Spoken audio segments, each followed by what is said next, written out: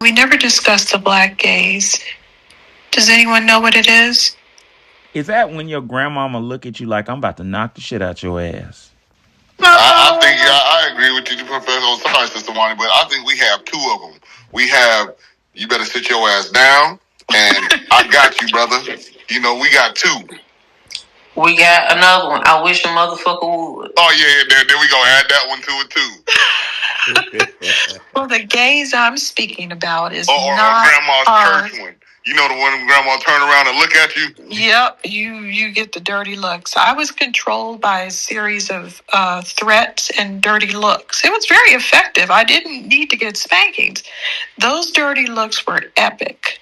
Really, my mother was from Philly, so she really could back up those dirty looks if pushed, but she just never got pushed. Anyway, that's not the dirty looks and the gazes I'm talking about. Those are the ones we know about because we got them from our grandmothers and our mummies. However, the black gaze is when I'm going to describe the black gaze perfectly. Does anybody remember when they had this show called Riverdance, where this guy named Michael Flatley was dancing and moving his feet very quickly? It was a very interesting form of dance. I didn't dislike it. And I noticed because I know some dancers, so some people that I knew that were professional tap dancers actually liked it. And they were doing, their version of it. But the white people thought it was stupid looking. And they wanted to do a preemptive strike because they thought we would think it was corny. So they got out ahead of it and started making a whole bunch of jokes about Michael Flatley or whatever, everything negative about the dance that they could come up with, all over Saturday Night Live, until they basically buried it. And this is what they do with a lot of things that their people try to come up with. They feel like we're looking and we're going to declare it corny. And I'm not saying that we haven't looked at their dances, like when they were doing the hokey pokey. We already know what we were doing. We were giving them the gaze, like, what are you doing? And when they were doing the bunny hop, go ahead and look that up. I know people don't remember that because I didn't remember it. I think they were doing it in the 50s.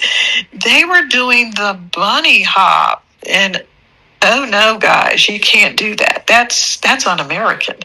I can't be in the same country with you if you're going to do the bunny hop. So stop it. We looked at them like they were crazy. Okay? And so they know that they better get into it. They better not come up looking lame like that. You haven't seen bunny hops. You haven't seen them doing the hokey pokey. And they're very scared to express themselves because they know that we're just going to be looking at them. At this point, they're terrified that we're going to mock them. Terrified. They won't even try any of their culture. None of these people. Nobody in the world is going to show me their culture unless I specifically go over there and say, what's your Korean traditional dance? They're not going to come over here and show it to me. They're ashamed. 99% of these people are horribly ashamed to show us what their real cultures are because they know that we are the global culture and that we have the best taste. And it's not some just some narrative. We actually have the greatest musicians on the planet. We actually have these things. We're not joking around. We made all these music genres. They're just knockoffs. Their award shows are different white people and others trying to interpret our music genre and see which one of them can do it the best. That's what their award show is. They don't want to give us any awards on these shows. They want to use our music genres. And they want to say, hey, which one is better? The Beatles, the Rolling Stones, or this one? Oh, forget about those other people that made the music genre. Let's give awards to them. Which one is interpreting this the best? We'll just ignore it. We'll just talk about Elvis and all these people, but we're not going to talk about Chuck Berry. We're not going to talk about the creators of the genre at all. The dances, the moves, the attitude, the voices. We're not going to talk about that. We're just going to talk about how we're interpreting their stuff and give ourselves awards for it while we leave them out. That's all. We have that gaze. We have that power. And we just don't realize it because we're always on our heels. And I don't want us to be on our heels anymore. We don't need to be defensive with anybody on this planet, because whatever they say about Chicago, whatever they say about our culture, they can say, oh, black men don't protect black women. Black men are absentee fathers. They can say all that and they'll ignore the Pew Research report that said black American men are the most involved with their children and they don't have to be living in the home to be good fathers. They can be in the home in a non-legal way and still take care of their children, do their hair, and help them take care of themselves. They can ignore that, and they expect me to ignore. So here's the difference. We used to be on our heels when people said stuff like that, but now I'm going for your throat. Okay? You talk about me, I'm going to talk about where are the Asian men? Why is it that a white man can go over to Bangkok, Thailand and buy a toddler for sex in a snuff film? Preach. Why is it that Asian women will help you find the child to kill? Why is that? What kind of women are you? Why do you set up massage parlors in every place you go and turn tricks and jack people off all over the world? Why did the police? What kind of person are you? Why did the police ignore that? I want because they're getting jacked off. No. Yes, they are. I rest my case. See, like, who's protecting their children? Where are the fathers of the children? Why is it that I could go buy a child today? Where's the parents? I shouldn't be able to go buy a child. You go over to Chicago and try to buy somebody's child. Where can I go to do that? What brothel is selling black toddlers for sex and snuff films? None. You would get the police called on you like normal people. These people can never open their filthy mouths about anything.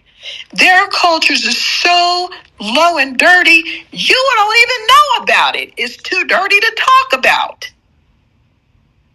Wow. Yeah, that's very interesting. I got lost in Atlanta. Me and my lady were going to a spot. I don't know Atlanta, where it was, Midtown or wherever it was, but to get something to eat for Valentine's Day. And I took a wrong turn. This is like kind of near Buckhead almost. It was like a nice area of town. And no shit, ladies and gentlemen, it was a street that for about a mile, and we're out at like 11, it was a bunch of massage parlors on each side of the street that had, Japanese, so Tokyo Spa and,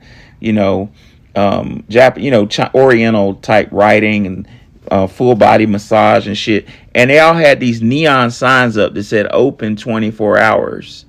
And it didn't take a rocket scientist to figure out why in the hell is a massage parlor open 24 hours. And I thought for a second, if I can figure this out, and I'm not the sharpest pair of scissors in the bucket, I know the police know about this.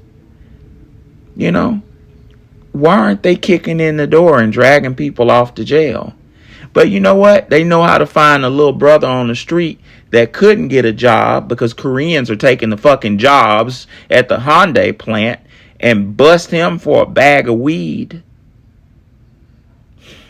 We need new legislation and we need new legislators.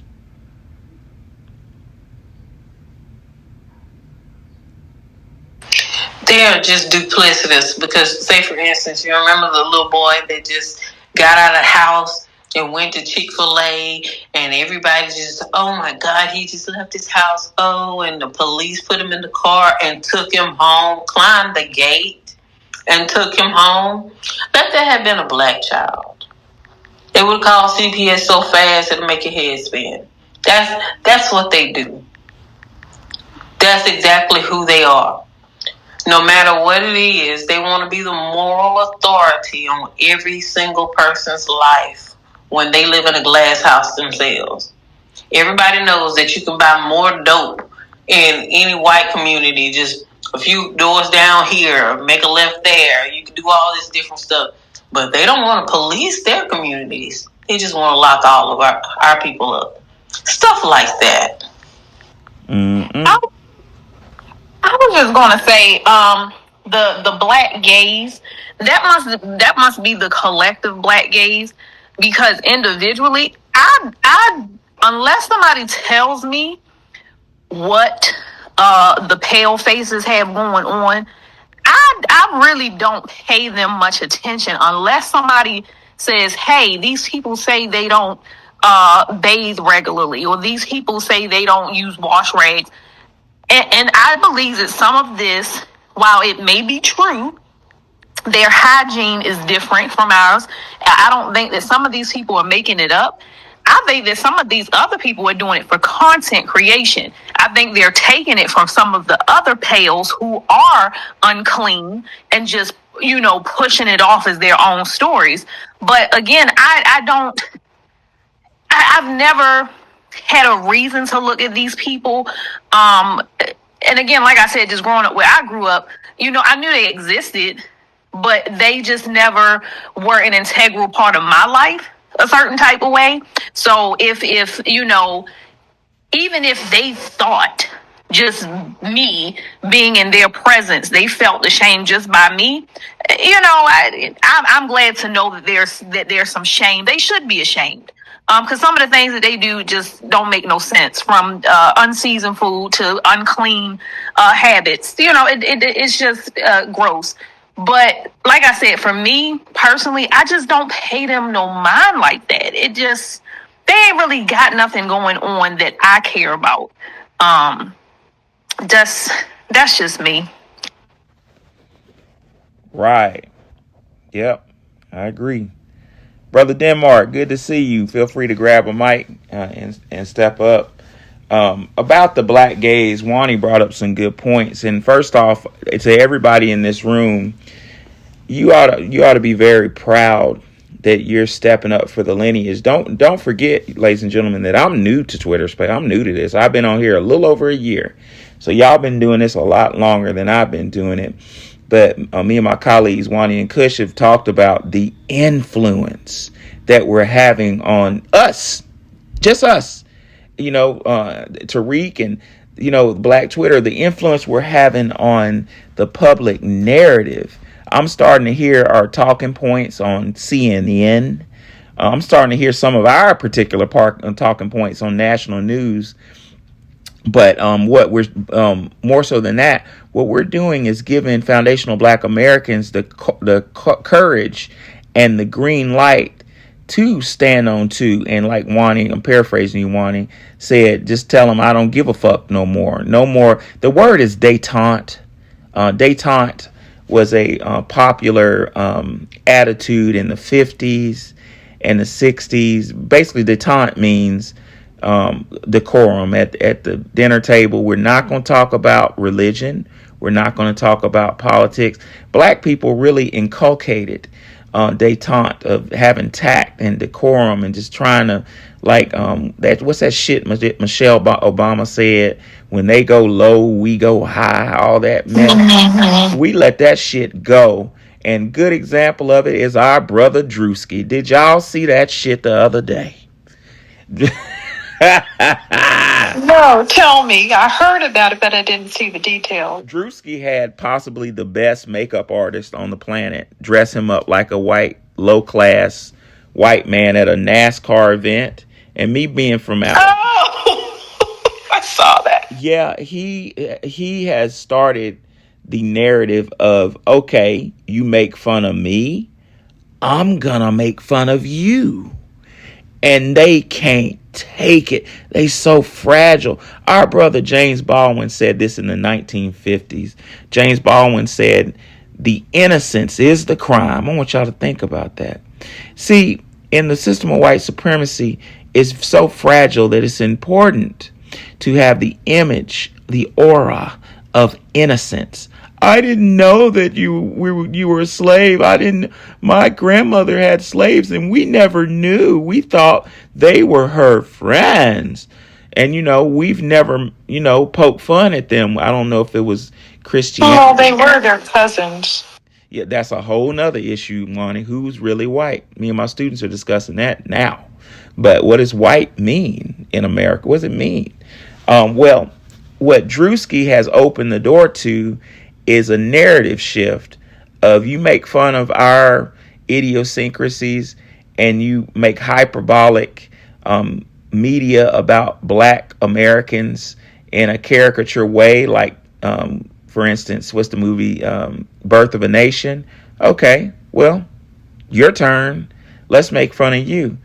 And Drewski dressed up like the white guy. And Drewski didn't do anything or say anything that was outlandish or disrespectful. He really portrayed a class of white Americans that I know from Alabama. I know so many of that character that go to Talladega. Talladega is about 25, 30 minutes outside of Birmingham where the NASCAR goes. They go out there and they wear those hats and they say, I love America. Woo! That's my whole childhood, right? He portrayed life as it is in Talladega. And I didn't turn the volume up to see what was happening. Now I know all about it. I put it in the comments for you, Wani. You'll never forget it. It's delicious. It's worse than I'm with the tide. Roll That's the white gaze. Roll Tide. The black gaze is something that they live in fear that they're not going to be. Our men are the essence of manhood. Every man on the planet, listen, every man on the planet has to do mannerisms like black American males in order to be cool. You know where you see it? At the Olympics. At the Olympics. You see the fist pumping, the Arabs are all hepped up. That's not the way they act. I've seen them in their natural habitats. They don't do that. But when they get to the Olympics, they have to strut their stuff, pump their fists, walk around with swag. That's not the way they walk. Most of them shuffle their feet down the street. They don't walk like that. They don't strut like that. That's our people. And they know that if we look at them and judge them to be corny, that's a fear that they have, and that's a real. They should have that fear, because if women are looking at the most masculine alpha male and they're not that way, then you making fun of them is an attack on their whole manhood, especially if it's a man you're making fun of. Right, because the power of the system of white supremacy is all psychological. It's image. Professor Noam Chomsky wrote a book that explains this in detail called Manufacturing Consent, that he got blacklisted for. That's an interesting word, blacklisted, but I'll digress. Well, what I'm trying to say is that image is the power, Wani, because it's like the Wizard of Oz. Once you realize that the Wizard of Oz is this little frightened man with a megaphone, you say, oh, well, that's not it takes away from the power. I think back to a movie that used to crack me up when I was a teenager. Y'all remember Scary Movie? I think it was Scary Movie Part 2. In Scary Movie Part 2, this fucking huge skeleton demon with breathing flames and shit was running down the hall chasing the girls. I think it was 2 white girls and the black girl. And the white girl, they were all screaming at the top of their lungs, and he was about to get them and tear them to pieces. And the black girl looked at him and said, "Girl, what you scared for? That's just some bones." And then they looked at it and like, "Oh yeah, that's some bones." And they ended up rearranging his ass, and he started hopping through the hallway saying, "Man, fuck y'all fucked me up."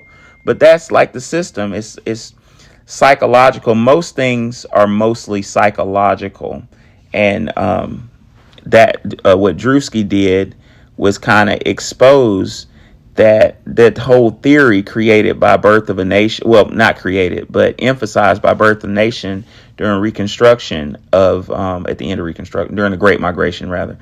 That image that the white male is a savior.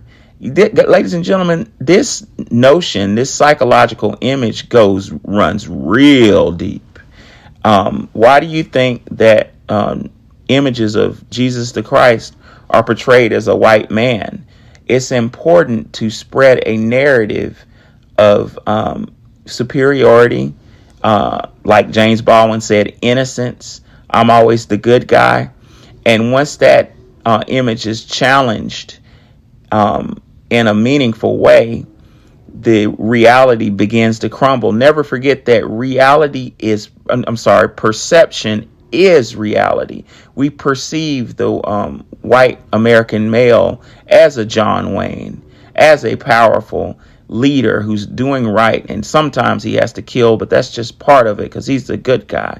But when you reach back and you open those curtains and you show that there's a possibility that this image figure is not the alpha male, then others step up to the plate and challenge the authority.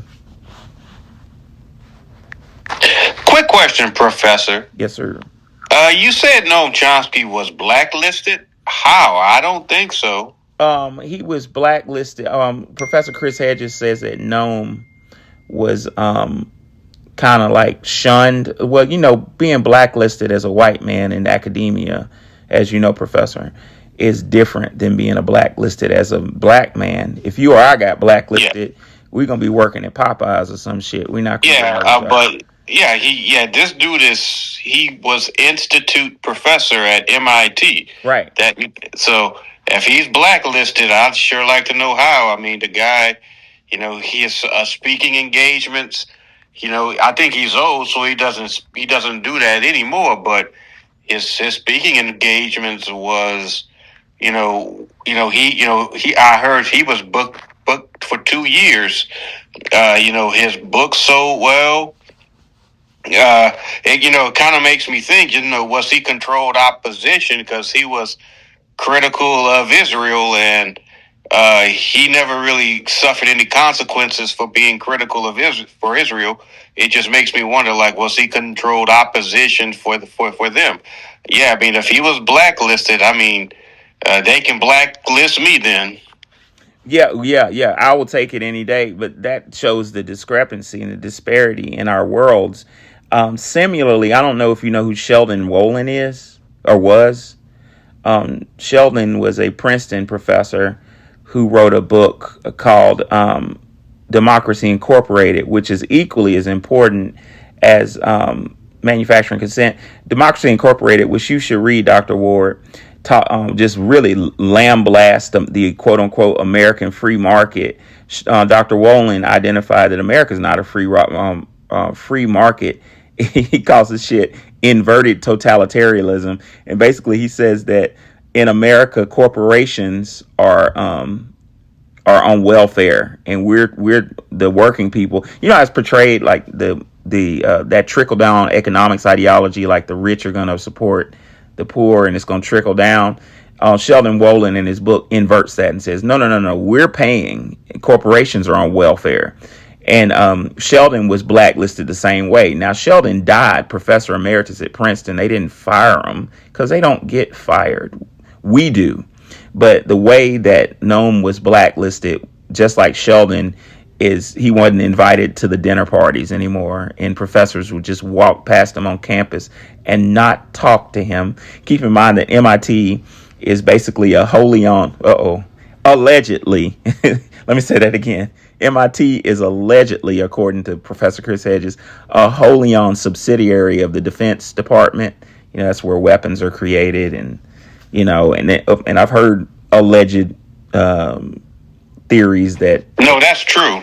Okay. At one time, 90% of the funding at MIT was military. Yep. But to answer your question, sir, his blacklisted was a social thing. Like Noam was no longer invited to the parties after that because it was a no what he did. You're never supposed to speak against the corporate system. I wouldn't want to go to those parties either.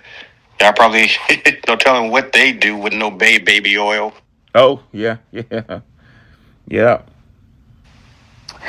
know what, Professor, as I was sitting here and I was looking at the black gays, I was thinking to myself, like I said, because I've never been a black gazer, but to black gays or not to black gays, that is the dilemma for many foundational Black Americans. And the reason why I say that is because I think Tariq has talked about this either on one of his lives or one of his spaces a while ago. This has been a while, but many of us foundational Black Americans can probably relate to being in private or public sector, working in corporate America, wherever you work, and you'll have people of the dominant society, especially, let's say, a black woman and a white woman. We'll just use black and white for, basic purposes. You'll have a black woman and a white woman. And that black woman, she comes to work. I'm here to do my 8 and skate, do my 4, out the door, do my 10, and I'm in the win. Whatever it is that she's doing, she's there about her business, and then she leaves. But the white women on the job don't understand, why this black woman don't come in and kaka and kiki. And again, these are not terms that the white women will use. They don't understand why you don't come in and you don't talk to us about your weekend. Like, what did you do this weekend? Oh, I didn't do anything. I just relaxed. I, ran errands, whatever. Keep it very short. And so what I realized is that whether we gaze or whether we don't gaze, whether we interact or whether we don't, it's like this balancing act with interacting with these people. Because if we gaze too hard, then they question whether we're judging them. If we don't gaze and interact at all. Black students, we need to know our history. The black history we're being taught in public schools is repetitive. As a black high school student, I want to learn more about my history in the school books. We need to update our books. As Black American students, we deserve an accurate depiction of what history truly is. I want to see myself in these textbooks. In the public school system, Black history is vague. Why don't the school books ever talk about the Freedmen's Bureau? I created the workbook for the African American family. This book helps fill in the gaps that the school books don't. Purchase the workbook for the African American family on OurStoryPublications.com and use the Cash App, $Our Story Publications.